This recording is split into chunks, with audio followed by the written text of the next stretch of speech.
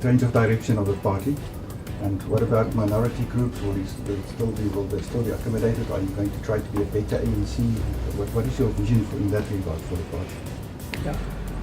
Could I respond to that question first? What's really important to do is for the DA to differentiate itself from the ANC. You can't go to voters and say we're just another lighter version of the ANC. So we have to differentiate ourselves from the ANC. We have a different offer than the ANC. And the offer is an offer to have a political arrangement that is liberal democratic, based on our constitution. The values that we adhere to are in the constitution. That's where we source it from as a political party, and those rights.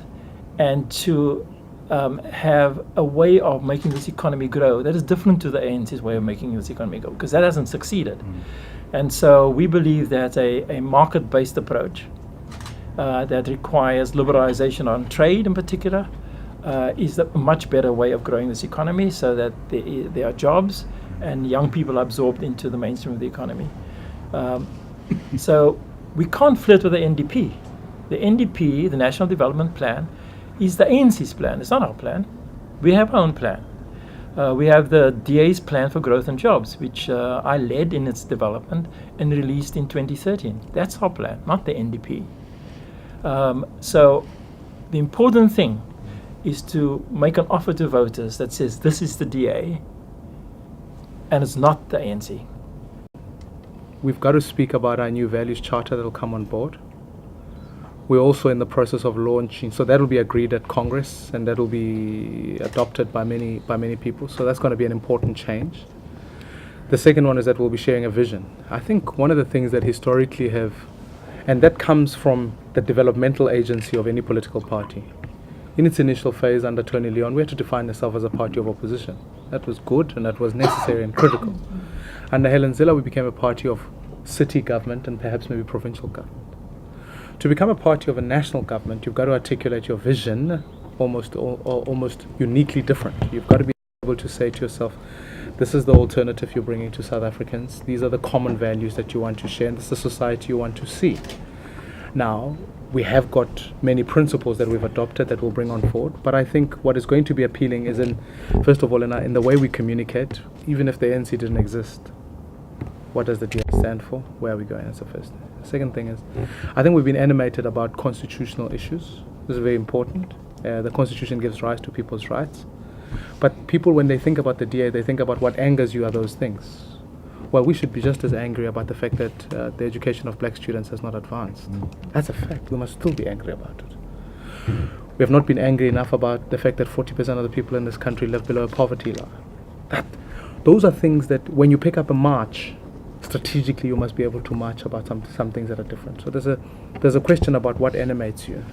And as I've said, I think there's a question about being more open and more seriously, that we haven't entered truly about a conversation about what South Africa's transformed South Africa must look like.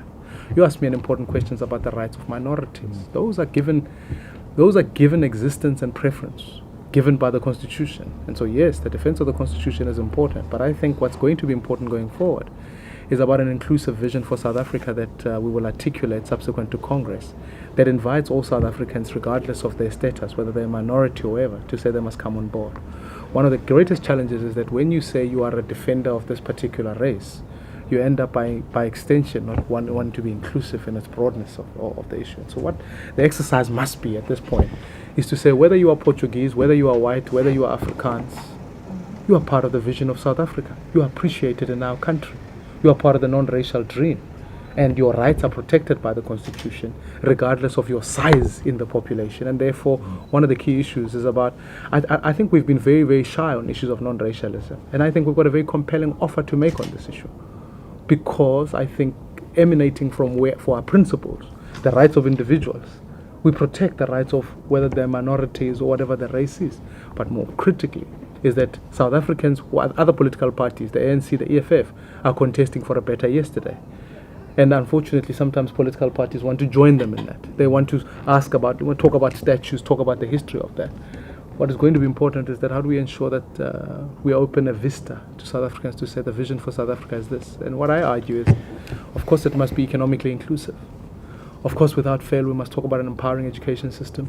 We must talk about a growing economy. We must make sure we defend the rights of individuals. We must make sure that ultimately, without fail, we build on a non-racial society. That's a vision we put forward to that. We talk about economic growth, how we do that.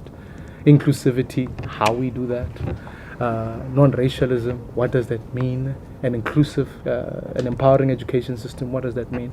And so I've wanted to be more intentional about saying, subsequent to the DA taking power, ultimately the new leaders are lead on from Sunday onwards. We've got to make sure that that vision becomes something that South Africans talk about more. If you are elected this weekend, don't you think it will affect your work in the parliament? In fact, it will aid it. It will aid the work. You know, I've been involved as parliamentary leader in Parliament, and it's been very helpful. We've had multiple platforms to speak from. Helen Ziller has been very strategic and successful in being able to create those platforms. Now this gives us an opportunity to centralize the platform, make sure that the resources and the communication comes from, and one of the nicest things is that previously Parliament wasn't a focal point. Now Parliament is. I mean, people even know with Parliament, they can find it on Channel 4, 8, they watch it in their numbers. It'll become a focal point. So I think it'll add to the work. Many of the party political leaders are in Parliament. I think it'll be helpful to have the stature to be able to compete. I'm certainly looking forward to having a contest with President Zuma from that space, because right here where we stand, he will understand that he leads the ANC and I'll lead the DA going forward, and we can take the stance from there. But also it just means that not only is Parliament then going to be a central focus, we can also go to other legislatures and make sure we empower councillors, MPLs, to make sure they're effective in driving our message going forward.